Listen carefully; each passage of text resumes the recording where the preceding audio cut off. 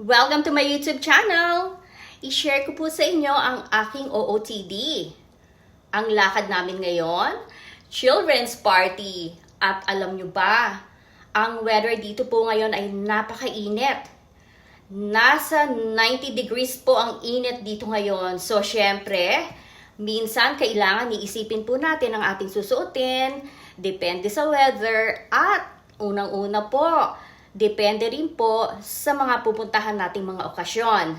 Okay, so ngayon po, ang aking suot ay napakasimple po na denim pants at cotton shirt po na white. Okay, bakit white?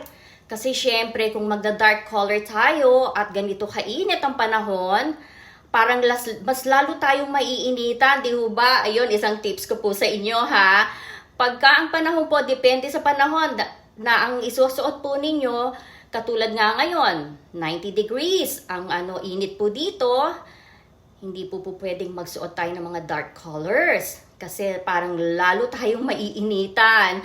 Okay, so i-share ko sa inyo ang aking suot ngayon at alam kong hinihintay ninyo. Kasi ito po itong item na to, isa to sa mga unboxing ko few days ago.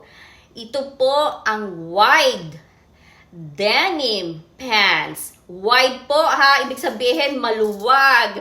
Wide denim pants. Kaya po maluwag kasi uso ngayon dito ang mga wide denim pants dahil nga po sa weather. Syempre kung magsusuot tayo ng mga tight-fitting na clothes at napakainit, nako, makakahinga pa kaya tayo noon, hindi ba? Okay, so pakita ko na sa inyo. Ito ang aking wide denim pants. Ayan po. Okay. At alam kong bagay na bagay itong sinuot kong white shirt. Actually, long sleeve to white shirt na to, pero pwedeng gawing triple sleeve. Yes, 3/4, not triple. 3/4 sleeve. Ayan, kaya po ginawa ko siyang 3/4 sleeve.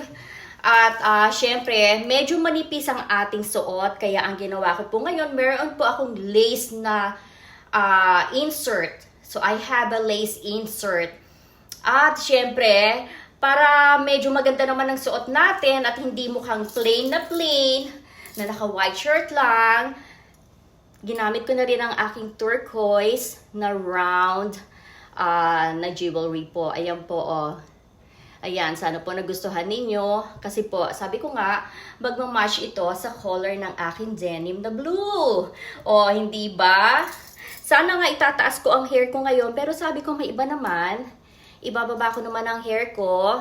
At ito nga, I actually wear this sunglass just to hold my hair. Okay, ayan po.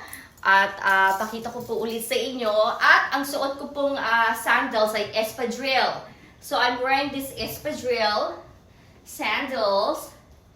Sana po nakikita ninyo. Ayan po ang espadrille sandals na suot ko. Tamang-tama dito sa aking perfect na perfect dito sa suot kong pants. Okay. So, syempre, ano pang kulang natin? Ang ating bag. Okay, alam ko hinihintay ninyo yun eh. Ang bag, syempre hindi kumpleto ang ating outfit kung wala tayong bag. Okay, let me show you the bag that I will be using today. So, I will be using this bag po. Ang aking denim LB bag. Okay? So, pakita ko sa inyo ang laman. Meron pang meron pang reveal ang I need to reveal what's inside my bag. Okay, what do we have here? Of course, meron ako ditong gum. What else? Ang aking tissue. Konti lang ang laman ng bag ko. Ang aking, this is my hand sanitizer. Hindi mawawala yung hand sanitizer. Parati akong may dala nito. At, ang aking mini mirror. Ang aking lipstick. Siyempre, minsan kailangan natin mag-retouch pagkakain. Okay, that's it. Walang masyadong naman ang aking bag. Well, actually, ito po, nilagay ko lang to para to hold all the things inside my bag. Okay. So, kasi mas gusto ko, mas maganda kung organize ang loob ng bag natin, hindi ba? Kasi itong denim bag na to, masyado siyang very soft. So, kung hindi ko siya lalagyan ng ganitong parang organizer sa loob, parang magiging napaka, yung mga gamit parang kung saan mapupunta. And I always want my things to be organized po. Alright, so yan po.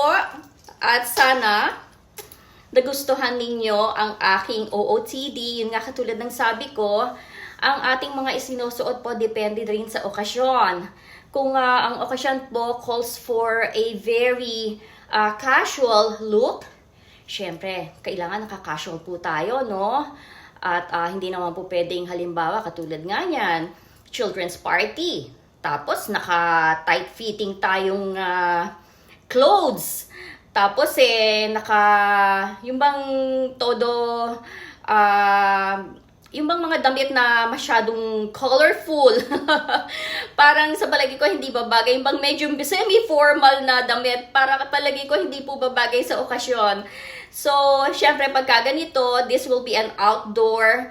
Although it will be, the party will actually be held at one of my friend's house, dun po sa bahay nila, sa backyard, syempre. Pero, still, kailangan din po natin komportable ang ating suot. Ayan, syempre, kailangan komportable. So, ayan po, I just wanna show you the whole outfit. Ayan na po ang ating whole outfit. So, sana po, nagustuhan ninyo ang aking OOTD na nakakaiba po ngayon. Talagang very casual po tayo ngayon. And yun lamang po. At gusto ko pong magpasalamat. Mega shout out sa lahat po ng mga subscribers. Mega shout out sa isang talagang kaibigan ko rito sa YouTube, si Pearl TV. So Pearl TV, mega shout out to you. Mega shout out to na Mary Joy Nesio. Isa po yan sa talagang active na tumutulong po sa akin para lumaki ang ating subscribers. At mega shout out po kay Brother Rob Officials po. Isa po yan sa talagang tumulong po sa atin dito sa YouTube. At sa lahat po ng mga followers na parating nandiyan po at nakasupport sa ating YouTube channel. So, yun lamang po. Have a blessed Sunday. Keep safe and see you guys later. Bye!